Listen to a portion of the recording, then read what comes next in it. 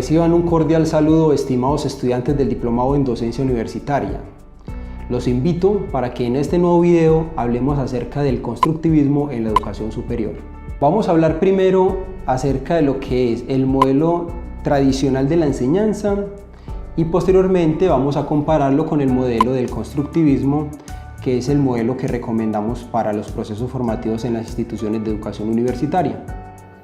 Bueno, retomando el primer concepto del modelo de la enseñanza tradicional, que algunos lo denominan la pedagogía tradicional, miremos primero que todo las características que hacen que este modelo se desarrolle todavía en algunas de las instituciones educativas de Latinoamérica, inclusive podríamos afirmar que del mundo. Primero, hace énfasis en la disciplina, es decir, su énfasis realmente se plantea en la objetividad de formar el carácter en el ser humano. Recordemos cuando estábamos en nuestros colegios, a primera hora la famosa formación, cuando nuestros coordinadores, directores de escuela o profesores llegábamos a primera hora y lo primero que nos exigían era una formación de tipo militar en filas de manera ordenada y disciplinada. Esa es una característica del modelo tradicional de la enseñanza. Hay una segunda característica que habla del método academicista. ¿En qué consiste? El docente dicta sus clases bajo un régimen de disciplina. Silencio, no pueden hablar, no pueden participar, no pueden opinar hasta que el docente no les ceda su palabra o les permita o les autorice hablar en ese espacio de clase. Uno de sus principales postulados es que se aprende oyendo y viendo. A eso se refiere el método academicista. Encontramos una tercera característica y es que este método es rígido, es poco dinámico. Es decir, el estudiante asume una posición pasiva dentro del proceso formativo, el estudiante debe acatar las indicaciones del docente y el docente asume una posición autoritaria. Esto es lo que caracteriza este modelo de la pedagogía tradicional. Y hay una última característica que se refiere al énfasis en la memoria y la repetición. Entonces, los procesos evaluativos se fundamentaban básicamente en una réplica de la memorización, que es, en otras palabras, transcribir los conceptos que se encuentran en un documento, libro o texto a un formato denominado evaluación, que no tiene sentido alguno y que realmente no es una valoración objetiva del nivel o grado de aprendizaje de un ser humano. Ahora vamos a hablar acerca de las características del modelo constructivista. Bueno, primero, este modelo reconoce saberes y experiencias previas.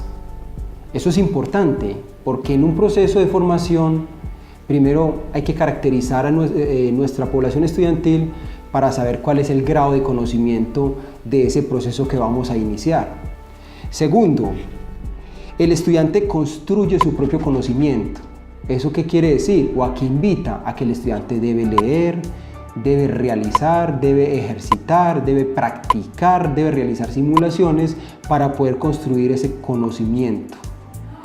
Tercero, se construye a través de acciones de la realidad, es decir, que todo cuanto se desarrolle en los ambientes de aprendizaje debe ser argumentados con base en una realidad, que puede ser de un sector productivo, de una empresa X o Y, de una situación social específica, de acuerdo al objeto de aprendizaje. Cuarto, el estudiante selecciona y transforma el conocimiento. Es decir, el estudiante es el que identifica cuál es el conocimiento que requiere y con toda esa información que obtiene, transforma esa información en conocimiento. Luego viene otra característica importante y es que esos conocimientos previos se modifican con el conocimiento que se construye a partir de estas nuevas experiencias. Y viene otra característica importante y es que el modelo se enfoca en que el estudiante aprenda el cómo y no el qué. En otras palabras, es adquirir un conocimiento, pero saberlo aplicar. Adquirir un conocimiento, pero desarrollar unas habilidades para llevar a cabo ese conocimiento. La instrucción se diseña para llenar vacíos, entre comillas, de conocimiento o de información.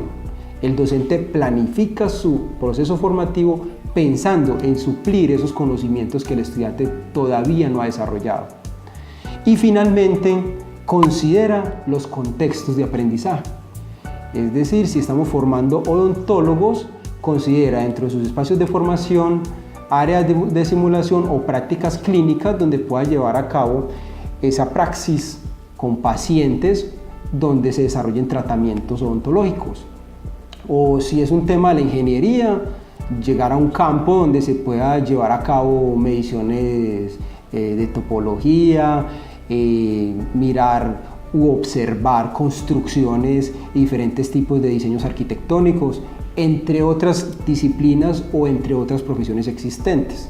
Lo importante es identificar que el modelo constructivista es un modelo que está llamado a la acción precisamente porque retoma unas necesidades de un contexto actual y las lleva a esos espacios de aprendizaje para que los estudiantes interactúen con ello y a partir de eso se formen unas personas de una manera más idónea y pertinente. Les agradezco nuevamente este espacio de formación y los espero en un nuevo módulo del Diplomado en Docencia Universitaria.